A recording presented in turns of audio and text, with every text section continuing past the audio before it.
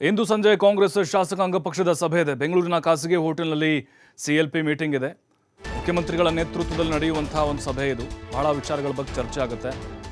ಇನ್ನು ನಾಳೆಯಿಂದ ಸದನದಲ್ಲಿ ಮನ್ರೇಗಾ ಕುರಿತು ಚರ್ಚೆ ಮಾಡಬೇಕಾಗಿದೆಯಲ್ವಾ, ಆ ಹಿನ್ನೆಲೆಯಲ್ಲಿ ವಿಪಕ್ಷಗಳಿಗೆ ಸರಿಯಾಗಿ ಕೌಂಟರ್ ನೀಡುವಂತೆ ಸೂಚನೆ ಕೊಡ್ತಾರೆ ಸಿದ್ದರಾಮಯ್ಯನವರು. ಪಕ್ಷದ ಸಚಿವರು ಹಾಗೆ ಶಾಸಕರಿಗೆ ಸಲಹೆ ಕೂಡ ಕೊಡ್ತಾರೆ. ಇದೇ ವೇಳೆ ಅನುದಾನ ನೀಡುವ ಬಗ್ಗೆ ಶಾಸಕರಿಗೆ ಸಿಎಂ ಭರವಸೆ ಕೊಟ್ಟಿದ್ದಾರೆ. ಬಜೆಟ್ನಲ್ಲಿ ವಿಶೇಷ ಪ್ಯಾಕೇಜ್ ನೀಡುವಂತಹ ಭರವಸೆ ನೀಡ್ತಾರೆ ಸಿಎಂ ಅವರು. ಬಹಳ ಕುತೂಹಲ ಇದೆ ಇವತ್ತಿನ ಸಿಎಲ್ಪಿಯಲ್ಲಿ ಏನೆಲ್ಲ ಚರ್ಚೆಗಳಾಗ್ಬೋದು ಅಂಥೇಳಿ. ಮತ್ತು ಮನ್ರೇಗಾದ ಬಗ್ಗೆ ಈಗಾಗಲೇ ಕಾಂಗ್ರೆಸ್ ಬಹಳ ಹೋರಾಟವನ್ನು ಮಾಡ್ತಾ ಬರ್ತಾನೆ ಇದೆ.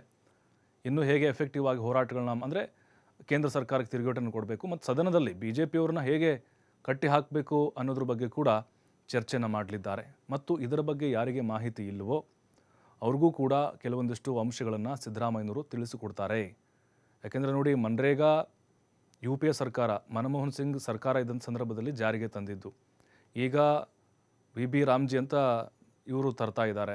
ಹಾಗಾಗಿ ಇದರಿಂದ ಏನು ಅನಾನುಕೂಲ ಆಗುತ್ತೆ, ಪಂಚಾಯಿತಿ ಮೇಲೆ ಹೇಗೆ ಎಫೆಕ್ಟ್ ಆಗುತ್ತೆ, ರಾಜ್ಯ ಸರ್ಕಾರಕ್ಕೆ ಯಾವ ರೀತಿ ಆರ್ಥಿಕ ಹೊಡೆತ ಬೀಳುತ್ತೆ, ಕೂಲಿ ಕಾರ್ಮಿಕರಿಗೆ ಇದರಿಂದಾಗುವಂಥ ನಷ್ಟ ಏನು, ಇದೆಲ್ಲವನ್ನು ಕೂಡ ವಿವರವಾಗಿ ತಮ್ಮ ಕೆಲವು ಮಾಹಿತಿ ಇಲ್ಲದಂತಹ ಶಾಸಕರಿಗೆ ತಿಳಿಸಿಕೊಡ್ತಾರೆ. ಅದರ ಜೊತೆಗೆ ಸದನದಲ್ಲಿ ಎಲ್ಲರೂ ಕೂಡ ವಿಪಕ್ಷದವರು ಏನಾದರೂ ಆರೋಪಗಳನ್ನು ಮಾಡಿದರೆ ಒಗ್ಗಟ್ಟನ್ನು ಪ್ರದರ್ಶನ ಮಾಡಬೇಕು ಮತ್ತು ಅಲ್ಲಿ ಸರ್ಕಾರವನ್ನು ಡಿಫೆಂಡ್ ಮಾಡಿಕೊಳ್ಬೇಕು ಅನ್ನೋದನ್ನು ಕೂಡ ತಿಳಿಸಿಕೊಡಲಿದ್ದಾರೆ. ಹಾಗಾಗಿಯೇ ಈ ಒಂದು CLP ಸಭೆ ಕಾಂಗ್ರೆಸ್ ಪಾಲಿಗೆ ಬಹಳ ಮಹತ್ವದ್ದಾಗಿದೆ. ಯಾಕಂದರೆ ಕೆಲವೊಬ್ಬರು ಸದನಕ್ಕೆ ಬರ್ತಾ ಇಲ್ಲ. ಇದು ಸಿದ್ದರಾಮಯ್ಯನವರು ಕೋಪಗೊಳ್ಳೋಕ್ಕೆ ಕಾರಣ ಕೂಡ ಆಗ್ತಾ ಇದೆ. ಪ್ರತಿಯೊಬ್ಬರೂ ಕೂಡ ಸದನಕ್ಕೆ ಹಾಜರಿರಬೇಕು ಅನ್ನುವಂತಹ ಸೂಚನೆಯನ್ನು ಕೂಡ ಕೊಡಲಿದ್ದಾರೆ.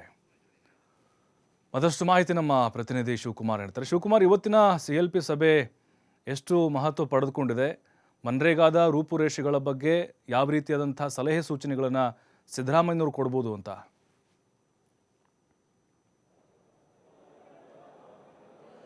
ಪ್ರಭು, ಇವತ್ತು ಸಂಜೆ ಬೆಂಗಳೂರಿನ ಖಾಸಗಿ ಹೋಟೆಲ್ನಲ್ಲಿ ಕಾಂಗ್ರೆಸ್ ಶಾಸಕಾಂಗ ಪಕ್ಷದ ಸಭೆಯನ್ನು ಕರೆಯಲಾಗಿದೆ. ಯಾಕೆಂದರೆ ಪ್ರಸಕ್ತ ಈಗಾಗಲೇ ಅಧಿವೇಶನ ನಡೀತಾ ಇರೋದ್ರಿಂದ ಸಹಜವಾಗಿ ನಾಳೆಯಿಂದ ಮನರೇಗಾ ಯೋಜನೆ ರದ್ದು ಕುರಿತಂತೆ ಸಮಗ್ರವಾಗಿ ಚರ್ಚೆಗೆ ಬರ್ತಾ ಇದೆ. ಸೊ ಹಾಗಾಗಿ ಸದನದಲ್ಲಿ ಯಾವ ರೀತಿಯಾಗಿ ಮಾತನಾಡಬೇಕು ಮತ್ತು ಮನರೇಗಾ ಯೋಜನೆ ರದ್ದುಪಡಿಸಿರುವಂತಹ ವಿಚಾರದಲ್ಲಿ ಕೇಂದ್ರ ಸರ್ಕಾರದ ವಿರುದ್ಧ ಯಾವ ರೀತಿಯಾದಂಥ ಆಕ್ರೋಶಗಳನ್ನು ಹೊರಹಾಕಬೇಕು ಮತ್ತು ಮನರೇಗಾ ಯೋಜನೆಯಲ್ಲಿ ಇದ್ದಂತಹ ಅಂಶಗಳೇನು ಮತ್ತು ರೈತರು ಗ್ರಾಮೀಣ ಪ್ರದೇಶ ಕೂಲಿ ಕಾರ್ಮಿಕರಿಗೆ ಆಗ್ತಾ ಇದ್ದಂತಹ ನ್ಯಾಯ ಅವರಿಗೆ ಏನು ಉಪಯೋಗ ಆಗ್ತಾ ಇತ್ತು ಮತ್ತು ಈಗ ಹೊಸದಾಗಿ ತಂದಿರುವಂತಹ VBG ರಾಮ್ಜಿ ಕಾಯ್ದೆಯಲ್ಲಿರುವಂತಹ ಲೋಪದೋಷಗಳೇನು, ಇದರ ಬಗ್ಗೆ ಸಮಗ್ರವಾಗಿ ನೀವು ತಿಳ್ಕೊಂಡು ಅದನ್ನು ಸದನದಲ್ಲಿ ಪ್ರಸ್ತಾಪ ಮಾಡಬೇಕು. ಸಚಿವರು ಮಾತನಾಡುವಂಥ ಸಂದರ್ಭದಲ್ಲಿ ಸಚಿವರಿಗೆ ನೀವು ಧ್ವನಿಯಾಗಿ ನಿಲ್ಲಬೇಕು ಅನ್ನುವಂಥ ಸೂಚನೆಯನ್ನು ಇವತ್ತು ಮುಖ್ಯಮಂತ್ರಿಗಳು ಕೊಡಲಿದ್ದಾರೆ. ಯಾಕೆಂದರೆ ಆ ಕಡೆ ಪ್ರತಿಪಕ್ಷಗಳು ಕೂಡ ಇದಕ್ಕೆ ಸಿದ್ಧತೆಯನ್ನು ಮಾಡಿಕೊಂಡೇ ಬಂದಿದೆ. ರಾಮ್ಜಿ ಕಾಯ್ದೆಯನ್ನು ತಂದಿರೋದ್ರಿಂದ ಅದರಲ್ಲಿ ಇರುವಂತಹ ಸಾಧಕ ಬಾಧಕಗಳೇನು ಅದರ ಬಗ್ಗೆ ಕೂಡ ಪ್ರತಿಪಕ್ಷಗಳು ಬೆಳಕನ್ನು ಚೆಲ್ಲುತ್ತೆ.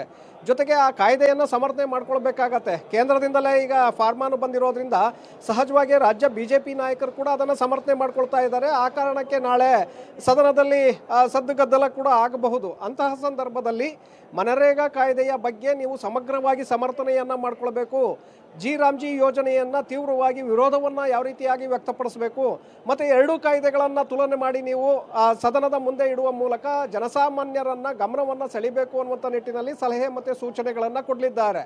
ಇದರ ಜೊತೆಗೆ ಅನುದಾನದ ವಿಚಾರದಲ್ಲೂ ಕೂಡ ಈಗಾಗಲೇ ತಾರತಮ್ಯಗಳು ಶುರುವಾಗ್ತಾ ಇದೆ, ಅಸಮಾಧಾನಗಳು ಶುರುವಾಗ್ತಾ ಇದೆ. ಆಡಳಿತ ಪಕ್ಷದಲ್ಲಿ ಅಸಮಾಧಾನ, ಪ್ರತಿಪಕ್ಷಗಳಲ್ಲಿ ತಾರತಮ್ಯದ ಮನೋಭಾವನೆ ಈಗಾಗಲೇ ಶುರುವಾಗ್ತಾ ಇದೆ.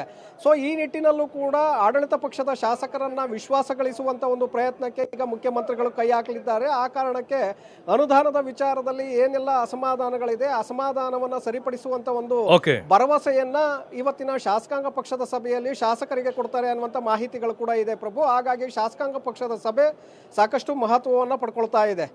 ಥ್ಯಾಂಕ್ ಯು ಶಿವಕುಮಾರ್ ಮಾಹಿತಿಗೆ.